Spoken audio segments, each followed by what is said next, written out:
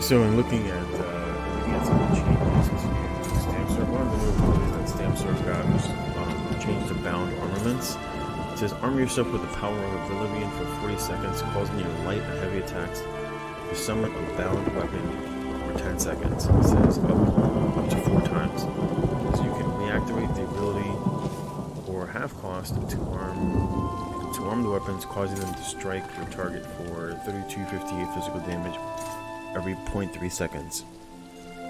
This is while slotted, your stamina is increased by 8%, and then they nerfed the light attack portion, I believe, by 1%. It used to be 11%. You just double check that. So basically what it does is you basically see 4 swords basically around your character that proc with light attacks. So basically what happens is just the 4 swords basically will just rush at the target, dealing damage. I believe the tooltip seems kind of it doesn't make sense because it does so every half second. But when you actually look at the actual animation itself, you'll see it. It looks exactly the same. You see the sword right there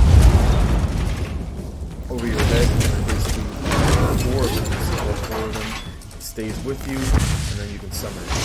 And then each one of them hits the target, and I guess each one will deal damage over the course of 0.3 seconds. It takes 1.2 seconds to go to the actual full duration. You can see that slowly it go down, so it doesn't all hit at once.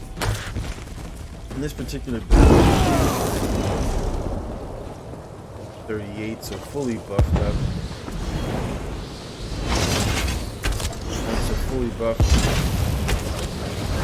sitting at 4490, and it's got a 2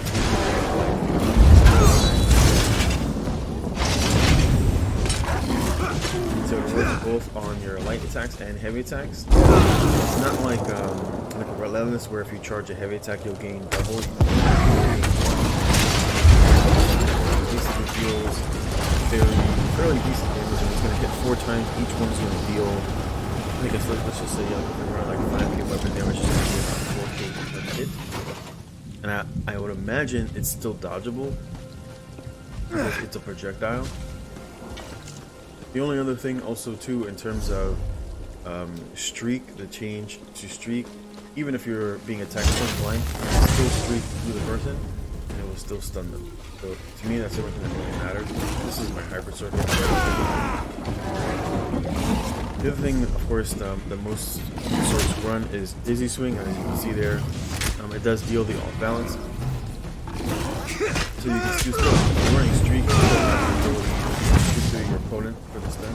So you really don't need stun from. You don't need the stun from Dizzy Swing. You can utilize either more. What I would say is that one of the benefits of having the off balance is in the CP tree. Typically, this is where you're going to get the off balance when you off balance the target, and you typically pair that with the exploiter passive. What I would say, what is really good, is that typically it wasn't worth putting 120 points into this CP tree because you end up just like putting up extra points, especially with the nerf to shields. Like, you really don't need that many more points in here. It seems kind of a waste. So you can reallocate those points like into piercing strikes or precise or wherever you want. That matter. I guess that might be a better use of, for example, instead of having to go 120 here, you could actually go 120 here into Last Stand for the actual ult gen, or you could go more points in the Blessed, because it really isn't worth putting 120 points into this tree just to get the Tactician, which you needed for the off-balance benefit of Exploiter. It's still useful, but not necessary. The other thing I would say too is that, for example, having Dizzy Swing now set off balance, like I said before, when you perform a heavy attack in low CP, on a target that is off balance, it will give you back double the amount of stamina. And the other thing is that it does open up the truth set. Remember, the truth set procs on an opponent who is off balance. Right, you can see it right here. It says this is when you set an enemy off balance, it says your weapon damage is increased by 450.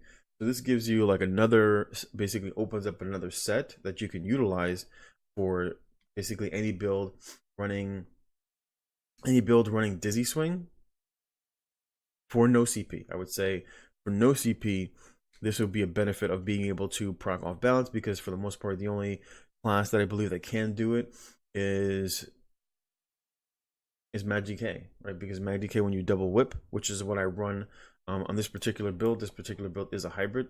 You can see right here that can get off balance because of Fossilize, primarily because of whip.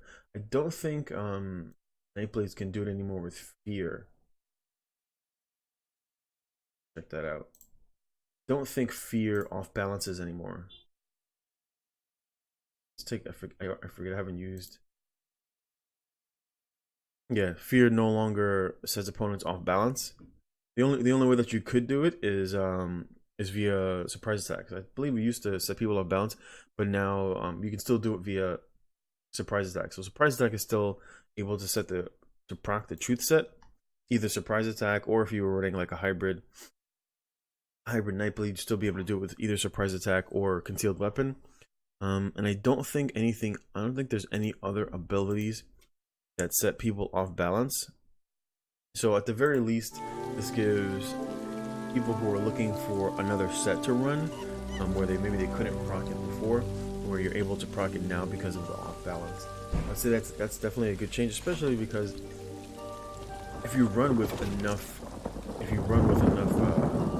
Magicka recovery, you can just basically gap close to your opponent, perform a Dizzy Swing, proc your set, and immediately shoot right through them for a stun, and then critical rush right back to them for the extra bonus damage, because it deals extra bonus damage based on the range. And of course, you're gonna have extra range when you streak through your opponent. You get a streak through and immediately turn right around and bar swap. Gap close right back to them for extra bonus. So all in all, I think it's a pretty decent change. Certain classes might have a harder time managing without the stun. And I would say people like Stand Wardens, I don't think it would be worth slotting figure whatever this ability, and you still have access to like the other morph of Dizzy of Flawless, and then you still have access to stun on Permafrost. I think it kind of is a trade-off, entirely up to the person. And at the very least, in no CP, it will create more sustain via heavy attacks, which I said before pairs well, especially with two-handed, because two-handed has the follow-up passive. So even though you'll lose the stun, if you're in the habit of heavy into continued burst damage, like into an alt or into another Dizzy Swing or into a gap closer, etc., you'll gain the bonus damage of the extra 10%, which I typically don't see a lot of people utilize. Typically don't see a lot of people utilize heavy attack into like an onslaught, or a heavy attack into a DB for the extra bonus 10% damage, because it is a lot of damage. Remember that the 10% is not based on, it's not 10% of your weapon damage, it's 10% of your cumulative damage, which would include, especially in CP, would include your CP, everything that gives you bonus damage in your CP, along as your critical, your armor bypass, etc. Like it's 10% of your total, 10% of your total damage, right? So the effective, this is what it increases. It doesn't increase your weapon damage. It increases your complete effective weapon power whenever you hit someone with a heavy attack. It gives you the 10% bonus here, not here. It's important to keep in mind. So I think it's actually fairly decent change. What I would like to see, especially with the 2H, you can see Carve. Oh, this is Cleave. I don't even have this morphed.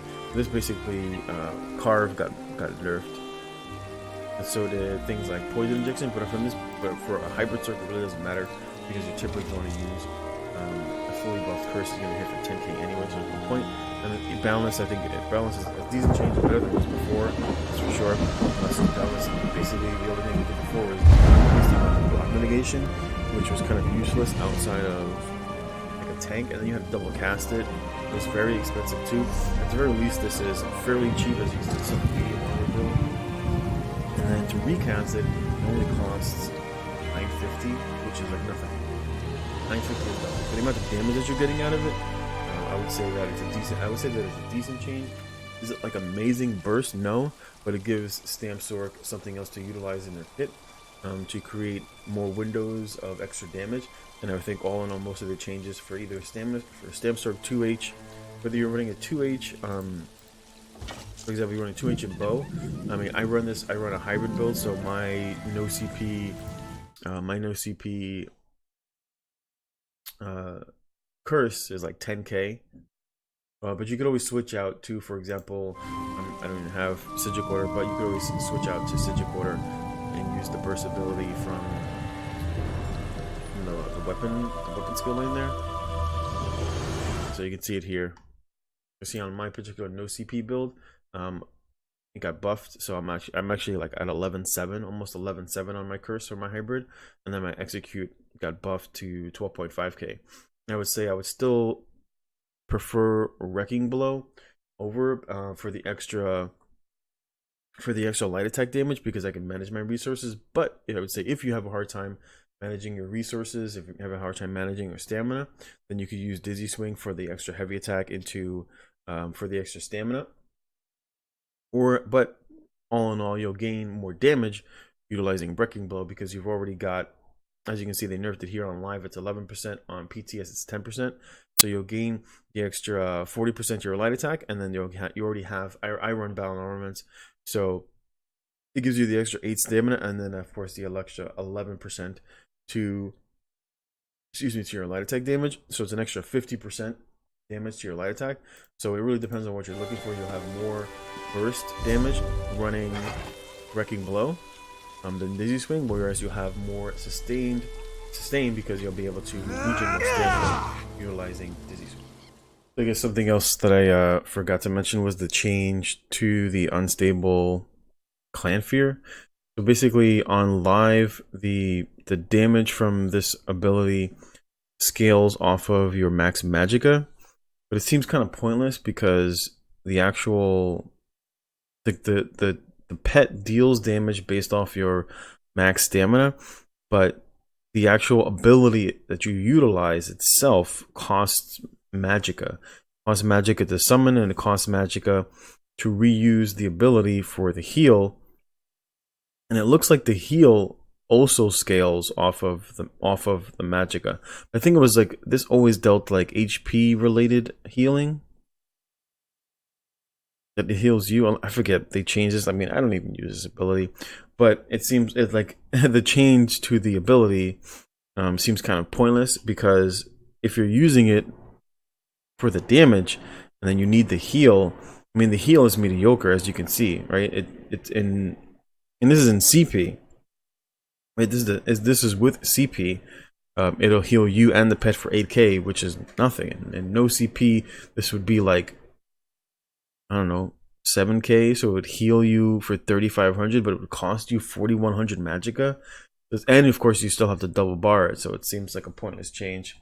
At the very least, for magicka, for Stamp Sorc, I don't think anybody's going to be utilizing this ability.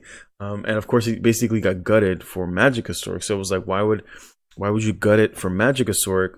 Like, if you wanted to use this like the tank, because everything about it, in terms of its utility, scales off of magicka, and you takes magicka, and you need the magicka reduction. Like, you're not going to use this on a stand build. It just doesn't make sense. But anyway, I just wanted to throw that in there. This is also one of the changes that they made for the Sorc class.